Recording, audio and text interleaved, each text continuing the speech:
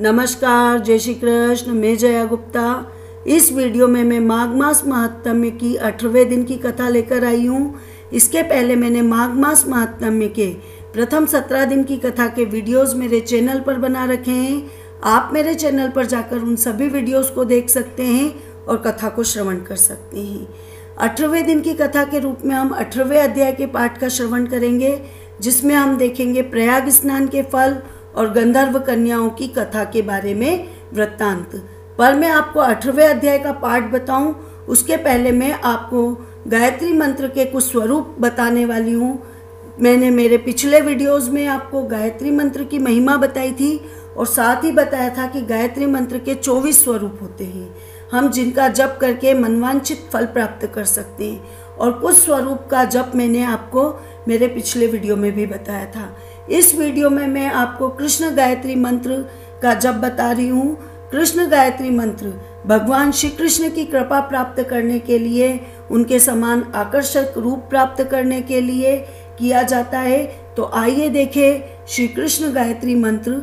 ओम देवकी नंदनाय विद्महे वासुदेवाय धीमहि तन्नो कृष्ण प्रचोदयात्। इसके अलावा मैं आपको राधा गायत्री मंत्र स्वरूप भी बता रही हूँ। इस मंत्र के द्वारा हम माँ राधा की कृपा प्राप्त करेंगे और माँ राधा की कृपा के साथ साथ भगवान श्री कृष्ण की कृपा भी हम इस मंत्र के द्वारा प्राप्त कर सकते हैं। तो यदि आप माँ राधा की और भगवान श्री कृष्ण की कृपा प्राप्त करना चाहते हैं तो इस राधा गायत्री मंत्र स्वरूप का आप जप कीजिए। ओम वृषभानुजाय विद्महे कृष्ण प्रियाय धीमहि तन्नो राधा प्रचोदयात्। इसके अलावा मैं एक और स्वरूप की जानकारी आपको दे रही हूँ, लक्ष्मी गायत्री मंत्र। माँ लक्ष्मी जी की कृपा प्राप्त करने के लिए, उनके धन धान्य समृद्धि प्राप्त करने के लिए जिस तरह से हम माँ लक्ष्मी जी की आराधना करते हैं, तो इस मंत्र के द्वारा भी हम माँ लक्ष्मी की आराधना करके माँ लक्ष्मी की कृपा प्राप्त कर सकते हैं और धन समृद्धि और सफलता की प्राप्ति कर सकते हैं। तो आइए देखें लक्ष्मी गायत्री मंत्र। ओम महादेव्ये च विद्महे विष्णुपत्ने च धीमहि तन्नो लक्ष्मी प्रचोदयात्। इन गायत्री मंत्र स्वरूप के बाद अब हम देखेंगे माघ मास महात्म्य के 18वें दिन की कथा। 18वें दिन की कथा के रूप में हम देखेंगे प्रयाग स्नान का फल एवं गंधर्व कन्याओं की विरह कथा। इसके पहले 17वें अध्याय में हमने कांचन मालिनी द्वारा राक्षस के उद्धार की कथा का श्रवण किया था, जिसमें कांचन मालिनी राक्षस से कहती है कि मैंने अपने बारे में तुम्हें सब कुछ बता दिया, अब तुम भी अपना पूर्व चरित्र मुझसे कहो, किस कार्य से तुम राक्षस हुए। और तब राक्षस कहता है कि मैं काशी में रहता था और एक विप्र था, पर पाप कर्म करता था और तीर्थ क्षेत्र में किया गया थोड़ा सा भी पाप कर्म पर्वत के समान भारी हो जाता हैगा। तो मेरे भी पाप कर्म बहुत बड़े हो गए थे, मैंने बहुत सारे पाप किए थे। मेरी मृत्यु काशी में ही हुई थी और चूंकि तीर्थ क्षेत्र में मृत्यु होने पे नरकगामी नहीं होते हैं, तो मुझे नरक में नहीं भेजा गया, परंतु मैंने अनेक योनियों को भोगते हुए मुझे राक्षस योनि मिली। अब तुम मेरा उद्धार करो। इस पर कांचन मालिनी ने उस पर दया करके कहा कि मैं अपने माघ स्नान का पुण्य तुम्हें देती हूँ। यह कह के उसने अपने वस्त्र को निचोड़कर और उसके जल को अंजुलि में लेकर अपने माघ मास स्नान का फल उस राक्षस को दे दिया। राक्षस उसी क्षण राक्षस योनि से मुक्त हुआ और देवताओं के विमान में बैठकर स्वर्ग की ओर गया। जाते जाते उस राक्षस ने कांचन मालिनी की बहुत प्रशंसा की और उसे धन्यवाद दिया, साथ ही साथ उससे धर्म की शिक्षा देने का आग्रह किया। इस पर कांचन मालिनी ने उसे प्रेम पूर्वक धर्मोपदेश दिया। देव कन्याओं ने कांचन मालिनी पर पुष्प वर्षा की। अब आगे का वृत्तांत हम 18वें अध्याय में देखेंगे। तो आइए देखें 18वां अध्याय। वशिष्ठ जी बोले, मैंने दत्तात्रेय जी द्वारा कहा गया माघ मास महात्म्य तुमसे कहा। अब मैं माघ मास स्नान से उत्पन्न फल को, जो सब यज्ञों में उत्तम, सब प्रकार के दानों का श्रेष्ठ फल देने वाला, समस्त व्रत और तप के समान है, वो तुम्हें बतलाता हूँ, ध्यानपूर्वक सुनो। हे महाराज दिलीप, माघ स्नान से मनुष्य पवित्र होकर अपने माता और पिता दोनों के कुल के पितरों का उद्धार करता है। स्वेच्छाचारी उत्तम सुंदर विमानों पर चढ़ के वो स्वर्ग को जाते हैं। जो माघ महीने में नदी में सूर्योदय से पहले प्रातःकाल में स्नान करते हैं वे लोग स्वर्ग में जाते हैं। सदा के पापी, दुराचारी, कुमार्गी मनुष्य भी माघ मास में स्नान करके और हरि भगवान की पूजा करने से पाप के बड़े समुदाय से मुक्त होकर भगवान के समान शरीर प्राप्त करके वैकुंठ लोक को जाते हैं। जो झूठ बोलने वाले, माता पिता को दुख देने वाले, बिना किसी आश्रम के कुल के धर्म का परित्याग करने वाले, दम्भी और पाखंडी मनुष्य जो होते हैं वो भी यदि प्रयाग में माघ मास में स्नान कर ले तो उनको भी सद्गति प्राप्त होती हैगी। इतना महत्व है माघ मास में प्रयागराज में स्नान करने का। संसार में किसी भी पुण्य तीर्थों में माघ महीने में स्नान मनुष्य के लिए बहुत ही कठिन है। इसमें स्नान करने से मनुष्य को ब्रह्मवेत्ताओं की गति प्राप्त होती है, इसमें कोई संदेह नहीं है। हे राजन, माघ मास में तप, दान और जप करना और भगवान हरि की पूजा करना ये सब अक्षय होते हैं, इनका पाप कभी नष्ट नहीं होता है। माघ मास में अन्न दान करने वाला स्वर्ग में अमृत पीता है, स्वर्ण दान करने वाला इंद्र के पास जाता है, दीपक, अग्नि और वस्त्र दान करने वाला मनुष्य कांति युक्त होकर सूर्यलोक में वास करता है। यज्ञ, दान, स्वच्छ और उग्र तप, ब्रह्मचर्य धारण करके उत्तम योग और सेवा करने से लोग इतने शुद्ध नहीं होते हैं जितने माघ महीने में तीर्थ में स्नान करने से मनुष्य को शुद्धता प्राप्त होती है। माघ में स्नान करके जो हरि भगवान की पूजा करते हैं वे स्वर्ग से लौट के पृथ्वी पे यदि आते भी हैं तो महान राजा बनते हैं। पहली बात तो वे पृथ्वी पे आते ही नहीं और आ जाएं तो महान राजा बनते हैं तथा दिव्य स्वरूपवान, भाग्यवान, मधुर बोलने वाले, धर्मयुक्त, बड़े धनी और शतायु आयु वाले होते हैं। उनकी उम्र 100 साल की हो जाती है। शरीर, वाणी और मन से जाने या बिना जाने हुए संपूर्ण पाप भी किसी उत्तम तीर्थ में माघ महीने में स्नान करने से शीघ्र ही ऐसे नष्ट हो जाते हैं जैसे अग्नि में काष्ठ यानी अग्नि में लकड़ी जलकर नष्ट हो जाती है। पापी मनुष्य जो अपने किए हुए कर्म का फल भोग रहे हों, यदि वह भी कभी माघ में स्नान कर ले तो उसके पाप भी शीघ्र ही नष्ट हो जाते हैं। हे राजन, यही कारण है कि गंधर्व कन्याएं भी शापवश हो पाप के फल भोगती हुई लोमश ऋषि के उपदेश से माघ महीने में स्नान करके और शाप से मुक्त हो गई थी। ये बहुत ही आश्चर्य की बात है। तब राजा दिलीप ने ये सुन के गुरु वशिष्ठ जी के चरण कमलों में प्रणाम करके कहा, बहुत ही श्रद्धा पूर्वक विनीत भाव से, कि हे भगवान, कन्याओं को कहाँ से शाप मिला?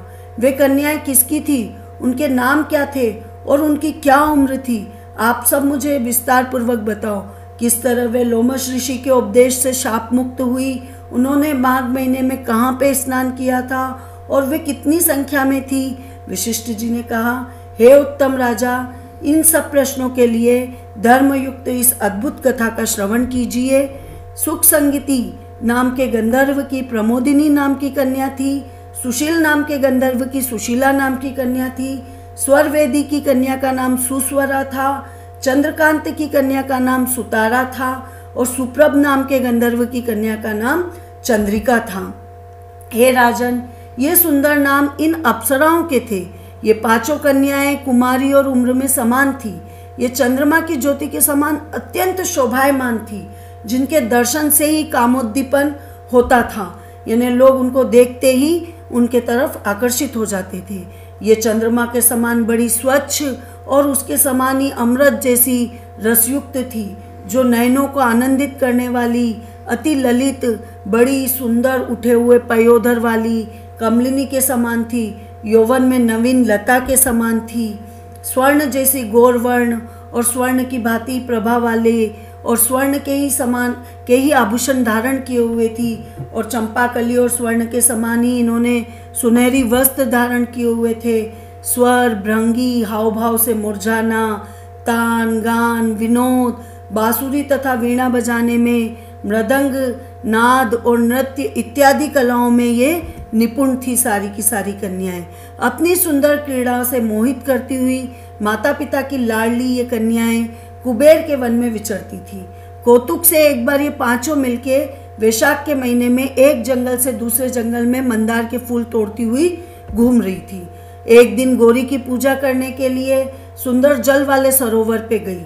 वहाँ सुंदर कमलों को देखकर उन्होंने उनमें से कुछ उत्तम पुष्पों को तोड़ा, कमलों को तोड़ा, और फिर वहाँ उसका पानी इतना चमकीला और इतना साफ था कि जैसे स्फटिक हो।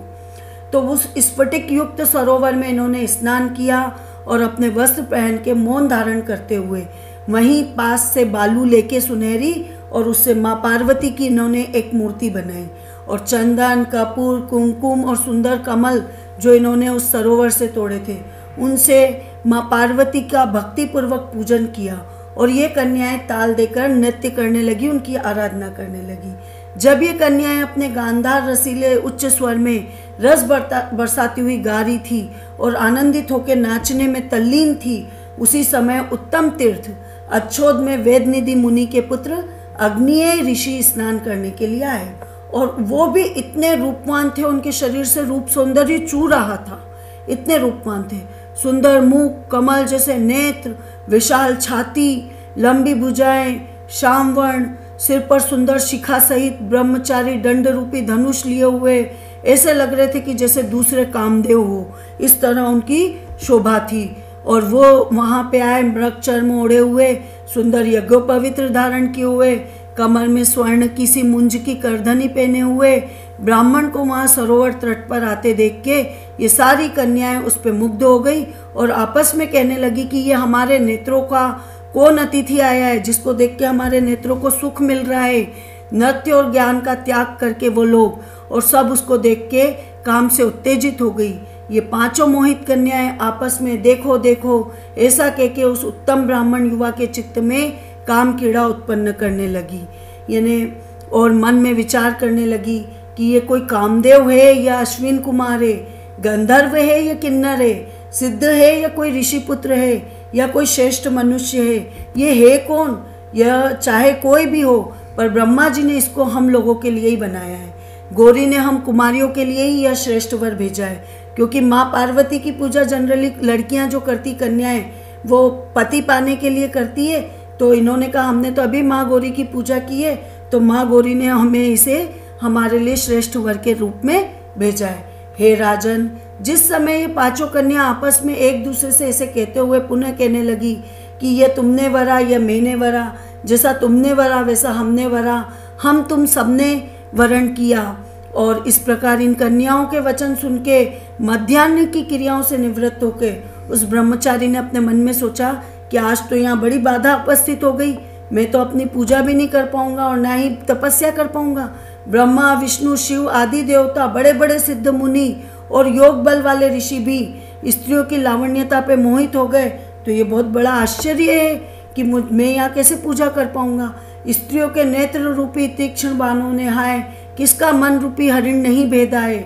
जब तक नीति एवं बुद्धि दृढ़ है, पाप आदि से भय है तथा दृढ़ चित्त है, कुल की मर्यादा और तप की गंभीरता जब तक बनी रहती है, तब तक मनुष्य यम नियम का पालन करते हैं, और जब तक स्त्रियों के नेत्र रूपी बाणों से कामी मनुष्य शीघ्र बेधा नहीं जाता है। विलासी मनुष्य के मन को स्त्रियां अपने सुंदर लीला और सौंदर्य से मोहित कर लेती है, तो ये तो मुझे भी मोहित कर लेगी, तो भला किन गुणों से मेरे धर्म की रक्षा होगी। स्त्रियों के मांस, रक्त, वीर्य, मल मूत्र से बने इस घिनौने अशुद्ध शरीर में कामी लोग सुंदरता की कल्पना करके मूढ़ चित्त वाले रमण करे तो श्रेष्ठ है, पर महात्माओं का कहना है कि स्त्रियों के पास रहना कष्टकारक है, अतः जब तक ये मेरे पास नहीं आती मैं घर चले जाता हूँ। तब तक वे वारंगनाएं उसके समीप न आने पाई और वो बटुक पहले ही वैष्णव प्रभाव से अंतर्ध्यान हो गए और अपने घर पहुँच गए। हे राजन, योग बल से ऋषिपुत्र के चले जाने पे वे सारी कन्याएं ठगी सी देखती रह गई। आतुरों नेत्रों से शून्य होके दसों दिशाओं में देखने लगी कि कहाँ है, इस तरह से करने लगी। ये कोई जादूगर या मायावी था जो हमारे देखते देखते ही विलीन हो गया, गायब हो गया। तब वे सब हृदय की विरह अग्नि से व्याप्त हो कहने लगी, हे कांत, जादू की माया छोड़ के हमें अपने दर्शन दो। हाय, क्या ब्रह्मा ने हम लोगों को बड़ा कष्ट देने के लिए ही तुम्हारी रचना की है जो तुम छोड़ के हमको चले गए? क्या तुम दया रहित हो जो हम पर तुम्हारी रुचि नहीं है? क्या तुम धूर्त हो या हमारे मन को चुराते हो? क्या तुम हम पर विश्वास नहीं करते हो या हमारी परीक्षा लेते हो? क्या तुम कलाओं में होशियार हो या माया में चतुर हो? क्या किसी के चित्त में घुसकर उसमें से निकलना नहीं जानते हो? हम निरापराध नहीं हो, पर क्रोध क्यों करते हो? क्या दूसरों को धोखा देने से उसके हृदय को, दुख को तुम नहीं जानते हो? इस तरह की खूब सारी विलाप करती की बातें करती रहती है। हे हृदयेश्वर, तुम्हारे दर्शन के बिना तो हम जीवित ही नहीं रह सकती। हम तुम्हारे दर्शन की आशा में ही जी रही हैं। आप जहाँ पर भी हो अपने पास दया करके हमको भी शीघ्र लेके चलो और अपने दर्शन देके हमारे वियोग रूपी संताप को शीघ्र ही हर लो, क्योंकि सज्जन लोग किसी वियोगी के विनाश को नहीं देखते। और ऐसा कह के विलाप करती है। इति श्री माघ मास महात्म्य अष्टदश अध्याय संपूर्ण। आपको मेरा ये वीडियो अच्छा लगा हो तो इसे लाइक और शेयर कीजिए।